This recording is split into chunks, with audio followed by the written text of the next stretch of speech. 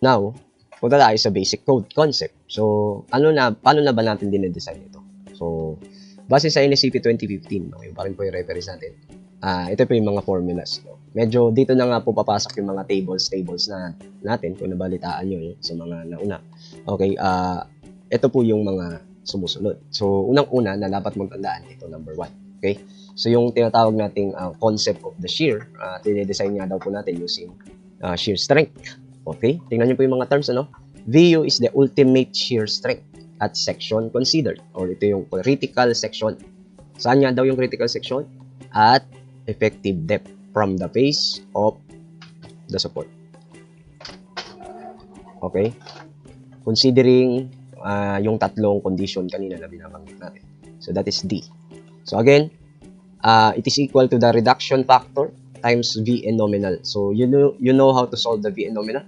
Okay? So, ibig sabihin, ito yan. Okay? Vn nominal, Vn nominal to it.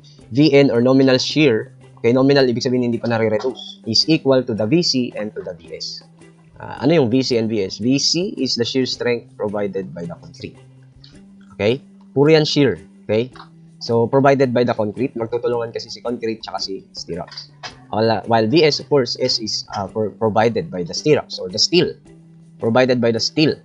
So, walang kinalaman dito etong mga to. Tapos na siya sa moment eh. So, hindi yan tutulong sa shear. Ito ang tutulong sa shear.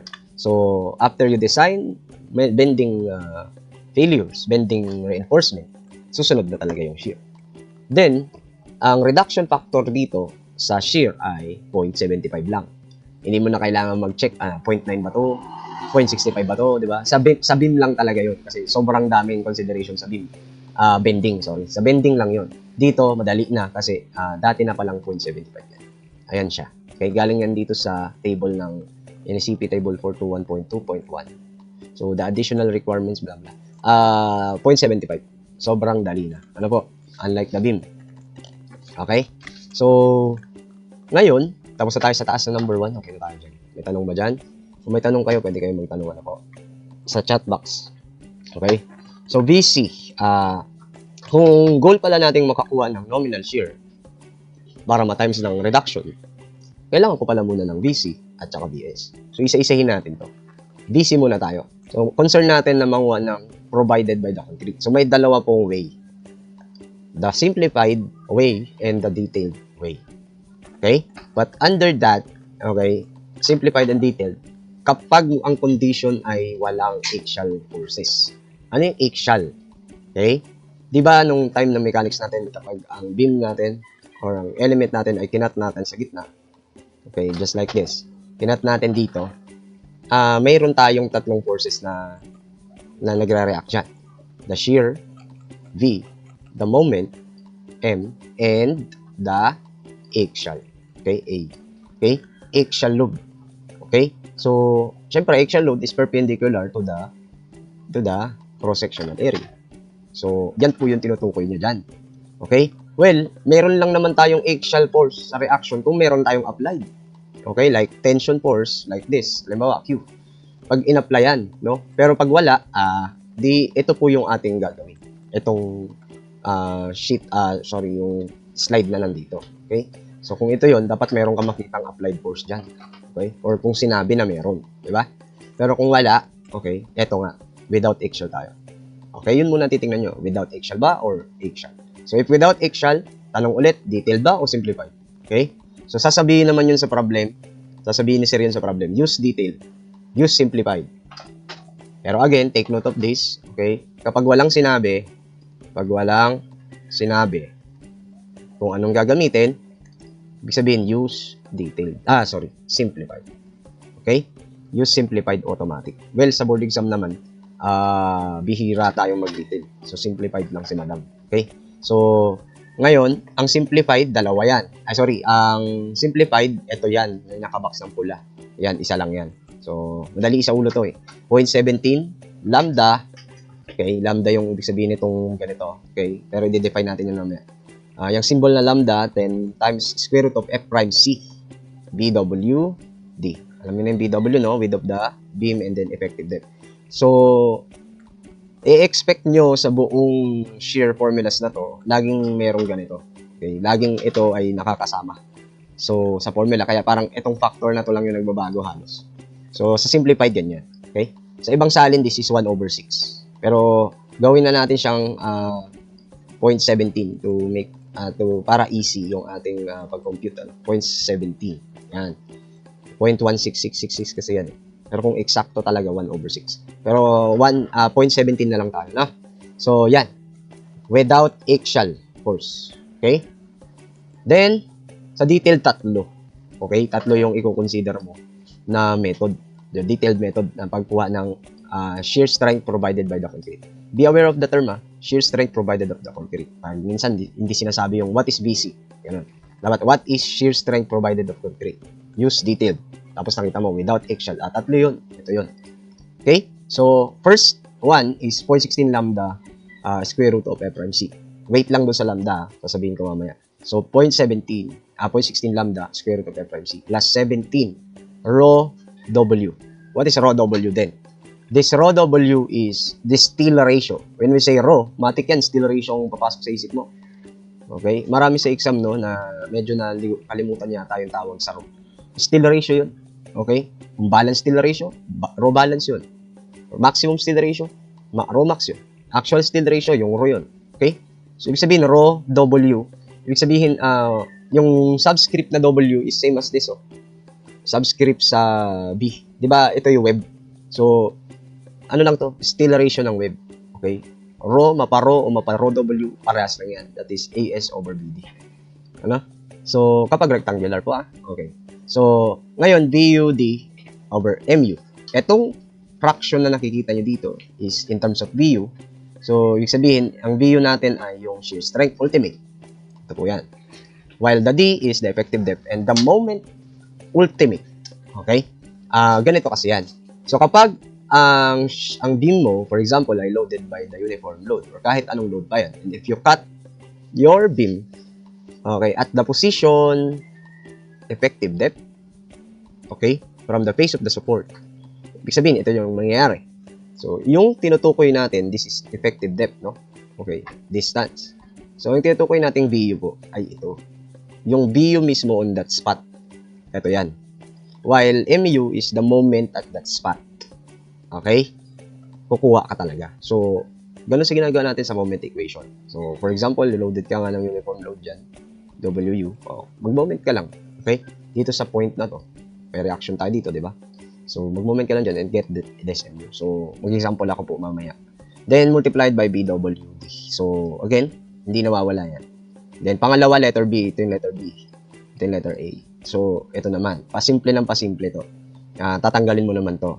Okay? Sabihin, wala yon. And then, pagdating dito sa baba, okay, letter C. 0.29 lambda na lang. Square root of F prime C BWD. So, ayan no. Yung MU occurs simultaneously with VU at that section considered. Yun po yung paliwanag ko kanina. Ayos? So, actually, talaga, pag sinabing detailed, medyo matrabaho. Pero pag simplified, no? Pero kung titignan mo, hindi naman halos nagkakalayo yung result. Okay? Although, magkaibang result, pero hindi naman nagkakalayo. So, detailed lang talaga to. Okay? So, masasanay din tayo. Okay? Nasanay yung iba eh. So, ibig sabihin kayo din. Masasanay din kayo. No? So, yun lang ay pag-compute pa lang po yun ng BC. Okay? Without eggshell pa lang po yun. Ibig sabihin, paano pag eggshell na? Okay?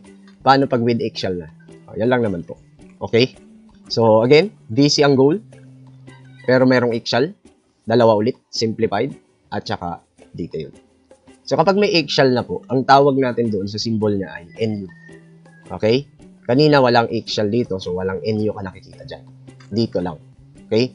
So, dinagdagan lang yung formula sa simplified ng 0.17 lambda. Ito po yung original, di ba? Dinagdagan lang nitong factor na to. Yan. So, 1 plus NU over 14 AG. Ano yung 14? Ano yung AG? Okay? AG is the gross sectional area. Alam niyo yan sa steel design. Gross sectional area of the beam. So, dapat alam niyo yung overall height ng beam. Yung H. Tapos B, W. So, yan yung pinagmumultiply natin. Iba po yung effective depth, ha? Effective depth pa lang yun. So, kung binigyan ka ng effective depth, mag-compute ka ng height. Dapat alam mo yung cover, alam mo yung stirrups, alam mo yung, yung May na-reinforcement. Okay, dyan na naman tayo. So, pabaliktad naman ng pag-compute. Dati, papunta ka ng D. Ngayon, papunta ka ng H. So, yun yung AJ natin. Tapos, yung NU mo, ayan. Ang NU mo is in terms of Newton ito. So, dapat, kung binigyan ka ng 300 kilonewtons, gawin mo 300,000 Newton. Okay? Kasi po, naka-millimeter po kasi lahat ito eh. Naka-millimeter. So, dapat, naka-NU ka. I mean, naka-N ka dito. So, finally, ang VC mo ay will result into Newton. Okay? Tapos, at the end, ay gawin mo na siyang kilonewton. So, di-divide mo na ng 1,000. It's natin. So, tapos isa pa na dapat mong tandaan, yung NU mo daw ay positive kapag compression. In short, kapag ganito yung ating beam, halimbawa, tapos naglagay tayo ng compression. Ito po yung compression. So, NU. Ibig sabihin, papasok. Patulak. Pero pag palabas, tension yun. Okay? So, pag palabas, negative naman daw. So, NU is negative kapag palabas. Kapag tension. Okay? For tension. Okay. So, dali lang alalahanin yan. So, while, sabi niya, use more detailed calculation if it is not simplified. So, detailed tayo. So, well, actually, siya. Dito marami na nito. Sabi niya, at least, list of A, B, C. Sabi niya, ganun. Tatlo din siya. Pero actually, ito kasi ay part of this. Ito siya, no? Okay. So, kung kukumputin mo muna ito, dapat to less than 0. Less than or equal to 0. Kapag greater than 0 na siya, okay, kabaliktad. Dapat ito ay greater than 0 kasi itong value na to. Hindi siya applicable itong letter B kapag less than 0 or equal to 0 siya. Bakit? Kasi magiging divisor siya ng fraction na to eh. Okay? Well, hayaan nyo na sa quiz natin sa exam, ibibigay ko naman itong mga table sa shear C. Okay? Pero maganda sa ulo nyo to. Okay? So, ang VUD, okay, alam mo na yung VU. At then, yung VU at MU is simultaneously get. Parang ito. Yan, kung ano yung nakuha mo sa MU at VU. Diyan sa specific point na yan. Yan din po yun. Kaya lang nasingit na nga po yung NU dito. So, again, negative po ito minus po ito Ibig sabihin, fixed na minus yan. So, kung ang NU mo ay negative, magiging plus yan. Nga. So, pero pag positive yan, mami-maintain na negative yan. Originally. Beware of the formula, ha? So, ibig sabihin yung MU mo, minus mo dyan. Itong factor na to. Itong factor na to. So, ibig sabihin, si NU, ita-times mo pa ng 4H minus D over 8. So, ito lang po yung fraction. Namin po nagkakamali dyan eh. Okay? So, tapos again, this NU supposed to be ay naka-Newton. Okay? Naka-Newton. So, kung titignan natin maigi, ang units, consistency of units tayo, if this VU is in kilonewtons, halimbawa lang, and then D is in mm, so that is kilonewton mm, tama? So, this should be in kilonewton mm din. So, if this NU is in kilonewton yan eh, and this H is mm, so kilonewton mm dito. You should replace MU by kilonewton mm. Kaya lang, di ba, pag nanguha tayo ng MU, this is in kilonewton meter. So, mapipilitan ka na ano ang i-adjust mo. So, para hindi ka na mag-adjust ng MU na kilonewton mm, gawin mo na lang meter itong lahat ng distance. Mas madali kasi yun. Diba? So, erase ka muna. Okay? Ulitin natin. So, ibig sabihin, itong DHD, kapag kukumputin mo na po itong factor na to, is gawin mong meter. Pag kukumputin mo to so, halimbawa, 490 mm. Gawin mong 0.49. Diba? So, dali. Kaysa naman yung MU i-convert mo. Kasi bakit? Kapag naging meter na to, ibig sabihin kilonewton meter na siya. Tapos ito, dati ng kilonewton meter yan. Tapos ito, magiging kilonewton meter din. So, ibig sabihin, yung baba, magiging kilonewton meter. Yung taas, magiging kilonewton meter din. Ibig sabihin, cancel. In short, at the end, unitless din pala tong fraction na to. Okay? Kaya lang, syempre, i-perform na rin siya ng consistent yung units. Kasi pag ang ginawa mo, naka-Newton meter to, ito tapos naka-millimeter to, patay na tayo dyan. At dyan nagkakamali yung mga estudyante dati. Okay, take note of that. Okay? Take note of that. I will give example later. So, yan yung number 1. Okay? Yan yung number 1, letter A. So, this, okay, ipe-perform mo siya. So, kung ito ay less than 0, hindi magte-take effect yan. Okay? Hindi rin magte-take effect yung number, letter A. So, ibig sabihin, ang magte-take effect yung letter C. So, usually, ang nagiging comparison is ito, tsaka ito. So, dalawa.